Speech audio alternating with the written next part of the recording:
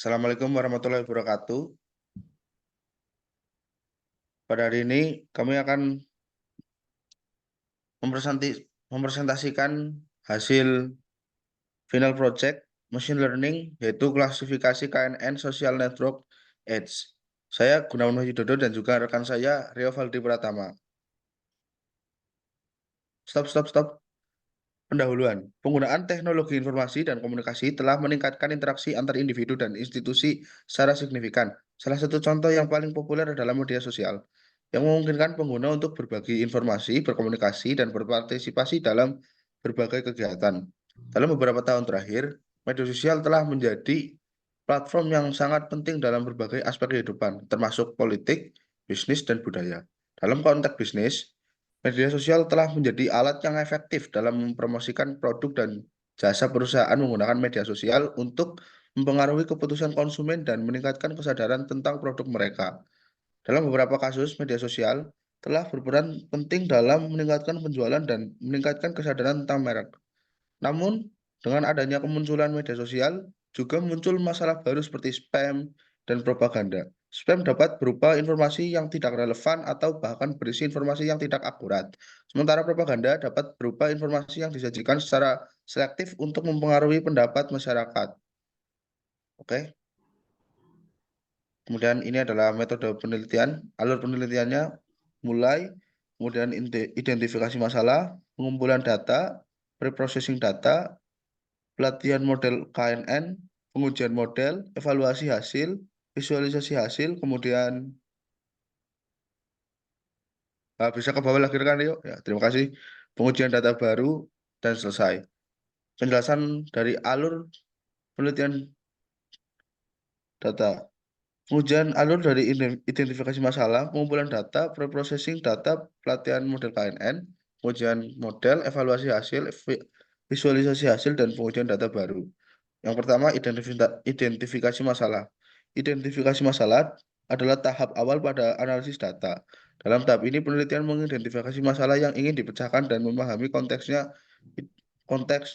Identifikasi masalah membantu dan dalam menentukan apa yang harus diukur dan bagaimana data harus dikumpulkan untuk memecahkan masalah tersebut. Kemudian yang kedua adalah pengumpulan data. Pengumpulan data adalah tahap berikutnya setelah identifikasi masalah. Dalam tahap ini, data yang relevan terkait dengan masalah yang diidentifikasikan dikumpulkan. Kemudian lanjut yang ketiga, preprocessing data.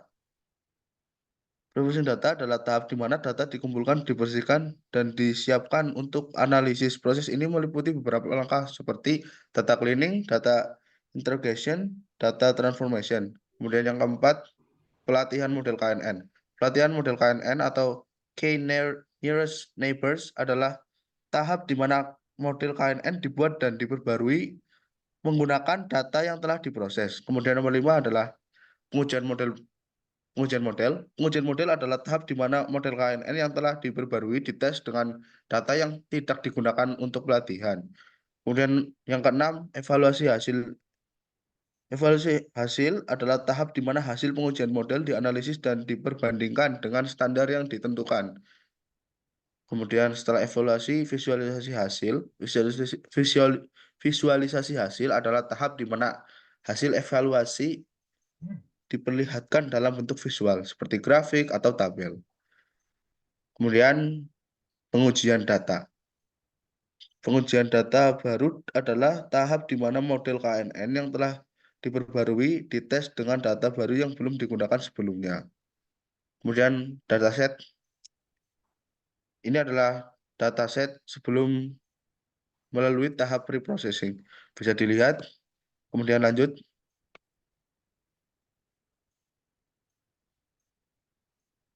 Nah, ini adalah setelah kami lakukan preprocessing. Lanjut. Ini adalah sumber dataset kami. Kemudian teori algoritma KNN. Algoritma K-Nearest Neighbors atau KNN adalah sebuah metode klasifikasi yang berbasis jarak terdekat.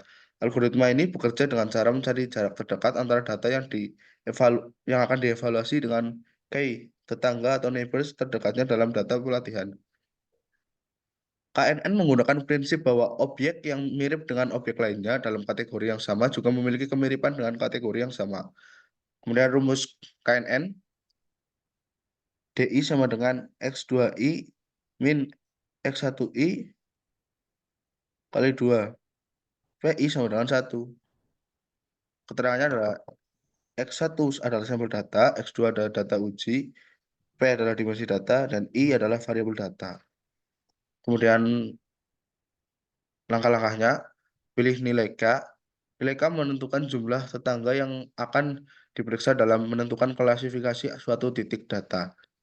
Kemudian hitung jarak. Algoritma menghitung jarak antara titik data baru yang akan diklasifikasikan dengan semua titik data yang ada dalam set pelatihan.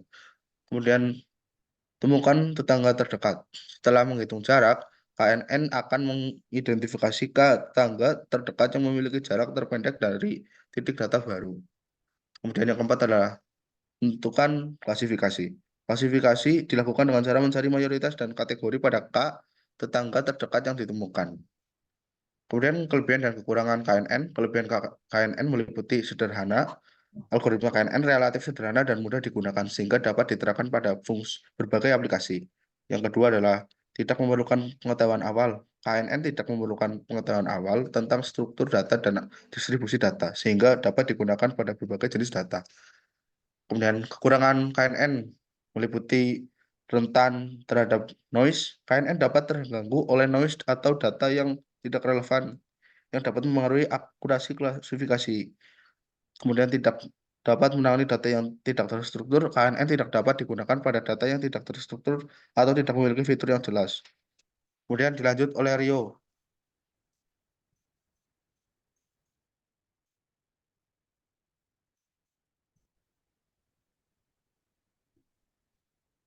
Oke, baik. Terima kasih Gunawan. Selanjutnya masuk ke eh, pengimportan data social network ADS menggunakan Google Colab. Yang pertama, kita menggunakan import NumPy, Panda, dan Matplotlib, yang salah satu fungsinya untuk mengeluarkan daripada data matrix, lalu digunakan untuk membuat data frame dengan table dan melalui spreadsheet. Dan untuk Matplotlib sendiri biasanya digunakan untuk membuat plot dan memvisualisasikan data. Lalu kita masukkan dataset kita yaitu social network ADS, dan kemudian kita masuk ke pembagian data training dan testing. Sebelumnya kita masukkan dataset head yang telah kita data di Excel, di spreadsheet. Yang kita akan cari yaitu user ID, gender, umur, estimasi salary, dan bourses. Jadi kita akan mencari data daripada social network ADS ini, yaitu salah satunya untuk pembagian daripada nilai atau value. Masuk ke data Eloic. Data Eloic ini min 1 ini merupakan kolom 1 dari belakang yang artinya 0 yang purchase ini, dan 2 dan 3 karena kita mengambilnya datanya dari user ID, gender, dan age. Kita mengambil gender dan age yang akan kita klasifikasi. Lalu masuk ke square atau pencarian model, membagi data dengan scale. Kita akan bagi datanya menggunakan data square menggunakan 4 variabel yang sudah tertera di sini. Yang pertama ada variabel x train, lalu x test, variabel y train, y test, dan variabel y test ini. Lalu kita temukan data x dan y yang memiliki nilai 0,25, lalu data Y atau random stage memiliki data 0.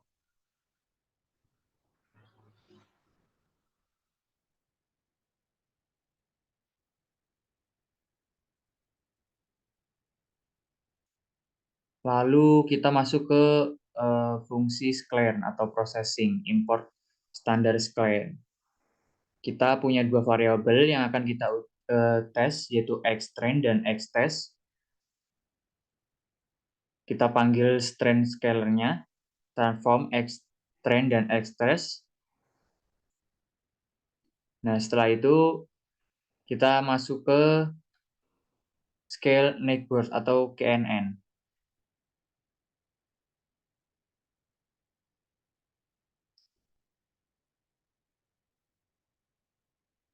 Jadi kita membagikan classifier X train dan Y train.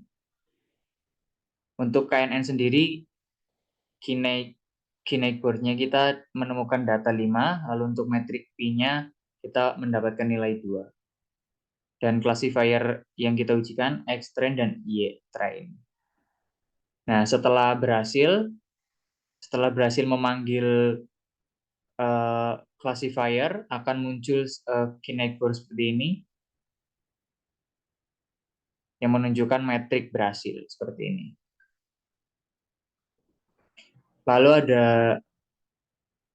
Y-bridge classifier, kita akan ujikan xtest ini menggunakan sclare metrik, lalu import metrik, cm, confuse metrik, y-test, dan y-bridge. Lalu print, dan ini adalah hasilnya, 644329. Kemudian kita lanjut ke visualisasi KNN.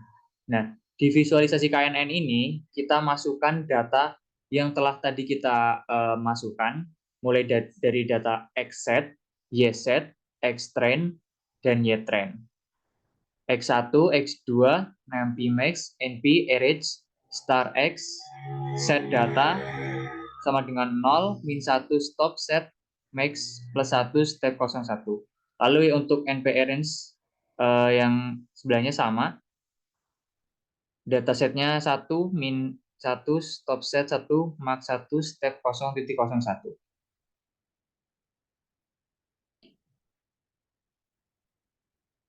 Kemudian lanjut, masukkan klasifikasinya, klasifikasi data KNN yang kita akan ujikan tadi, yaitu umur dan estimasi gaji. Jadi untuk titel klasifikasi data dengan KNN data training, yang pertama PLT X lab-nya kita kasih umur, lalu PLT X Y labelnya kita kasih estimasi gaji, karena kita akan cari tahu estimasi umur dan estimasi gaji. Setelah kita masukkan data ini semua, lalu kita run dan hasilnya seperti ini.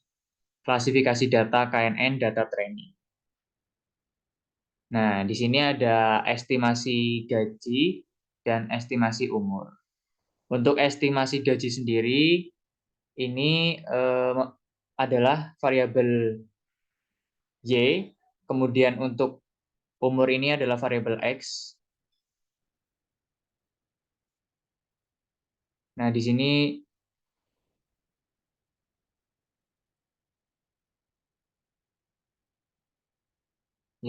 ada blue dari data X dan red dari data Y atau estimasi gaji. Perbandingannya 0:1 dari estimasi gajinya dan estimasi umurnya.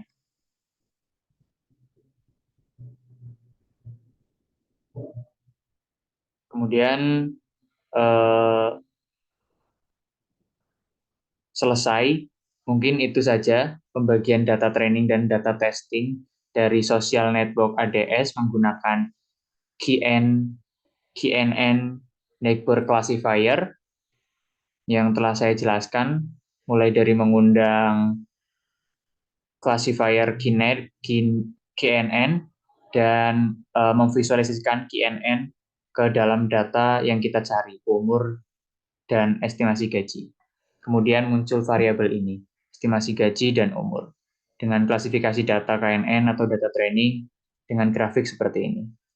Mungkin itu saja penjelasan dari saya kembalikan ke Gunawan. Monggo Mas Gunawan. Oke, terima kasih Rio. Saya akhiri pertemuan ini. Semoga bisa menjadi suatu yang baik untuk kawan-kawan. Bila ada tutur kata yang kurang berkenan dari kami, mohon maaf yang sebesar-besarnya. Wabillahi taufiq wal hidayah. Wassalamualaikum warahmatullahi wabarakatuh. Waalaikumsalam warahmatullahi wabarakatuh.